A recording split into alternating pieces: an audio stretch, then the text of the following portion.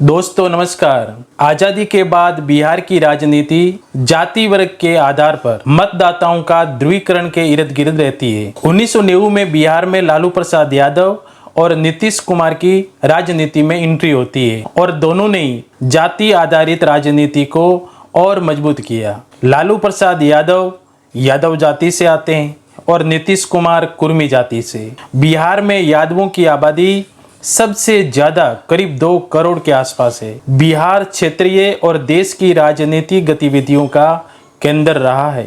बिहार की राजनीति में जातिवाद इसलिए भरा है कि वहां के लोगों के अंदर जातिवाद कूट कूट कर भरा है। जाति के नाम पर वोट दिए जाते हैं, इसलिए जाति के नाम पर राजनीति भी होती है और वोटों का ध्रुवीकरण अत्यंत सरल हो जाता है।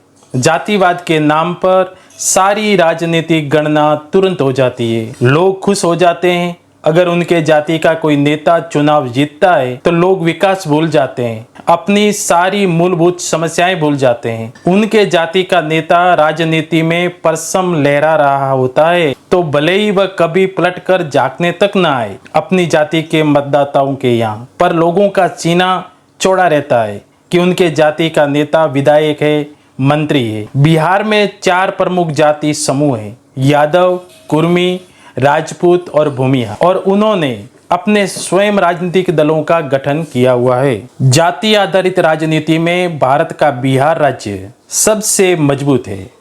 बिहार में गहरी जड़ें जमा चुके जाति विभाजन का एक लंबा इतिहास रहा है। जातिवाद के कारण ही बिहार में नक्सलवाद का जन्म हुआ। वैसे इतिहासकार नक्सलवाद का उदय पश्चिम बंगाल से बताते हैं, जो 1967 में नक्सलबाड़ी गांव में एक शस्त्र किसान विद्रोह से हुआ था। लेकिन सच्चा इतिहास ये नहीं है। असली नक्सलवाद की शुरुआत 1960 के दशक में बिहार के भोजपुर जिले में शस्त्र विद्रोह से हुई थी, जिसका कारण अगड़ी जातियों के पास जमीन के बड़े हिस्से पर नियंत्रण था। निचली जातियां ज्यादा गरीब थी और भूमि सुधारों की कमी ने आग में घी का काम किया। इसलिए आजादी के बाद बिहार में सबसे ज्यादा नरसंहार की घटनाएं हुई, जिसमें दलितों की भी हत्याएं हुई और स्वर्ण लोग भी मारे गए। और राजनीतिक दलों ने इन घटनाओं का किस तरह फायदा उठाया, इसका एक उदाहरण 27 मई 1977 में बेलसी हत्याकांड से समझा जा सकता है। बेलसी नरसंहार के बाद इंदिरा गांधी 13 अगस्त 1977 को बेलसी पहुंची। 15 मिनट रुकी। दुर्गम रास्ते से वह हाथी पर बैठकर पहुंची थी, हाथी से नीचे नहीं उतरी। दलितों की बिलखती महिलाओं से वे महज औपचारिकता वंश मिली, लेकिन उन्होंने इस मुद्दे को इस तरह उछाला कि पीएम की कुर्सी तक उसका रास्ता साफ हो गया। लेकिन बेलसी गांव में न गरीबों को पट्टे मिले, न घर मिले, न ही जमीन, और न ही उनकी स्थिति सुधरी। जबकि कांग्रेस ने 1977 का चुनाव दलितों के हित पर लड़ा था। आजादी के 54 वर्षों में बिहार में 9 वक्त राष्ट्रपति शासन लगा। आज भी बिहार के चुनावों में सबसे ज्यादा राजनीतिक दल चुनाव लड़ते हैं। 1990 के बाद गठबंधन सरकारों का दौर शुरू हुआ, जो आज तक कायम है। कभी भी एक पार्टी बहुमत से सरकार में नहीं आई। 1990 आते आते बिहार में कांग्रेस कमजोर हो गई।